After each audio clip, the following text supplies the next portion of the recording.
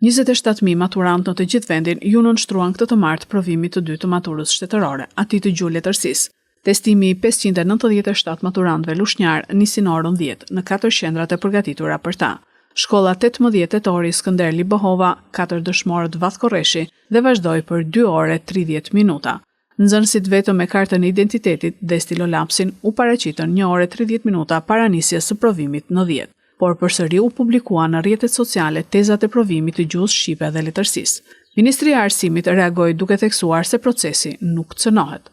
Provimi i gjuhës shqipe dhe letërsisë po kryhet sipas standardeve, nuk cënohet procesi. Ministria e Arsimit dhe Sportit garanton se janë marrë të gjitha masat e nevojshme për të siguruar mbarvajtjen e procesit të provimeve dhe për të ruajtur integritetin e tij të plot. Publikimi i tezës së provimit të lëndës gjuhë shqipe dhe letërsi pas fillimit të procesit të testimit nuk e cënon as pak ecurinë dhe besueshmërinë e procesit të provimit të maturës shtetërore. Rreth 27.000 maturant në 145 qendra provimi në të gjithë vendin po zhvillojnë provimin e gjuhës shqipe dhe letërsisë në kushte të qeta dhe në përputhje me të gjitha standardet e sigurisë të parashikuara në rregulloren e maturës. Institucionet arsimore në bashkëpunim me Ministrinë e Arsimit mbeten të angazhuara për të ofruar një proces të drejtë, të barabartë dhe transparent për çdo maturant, thuhet në reagimin e Ministrisë së Arsimit.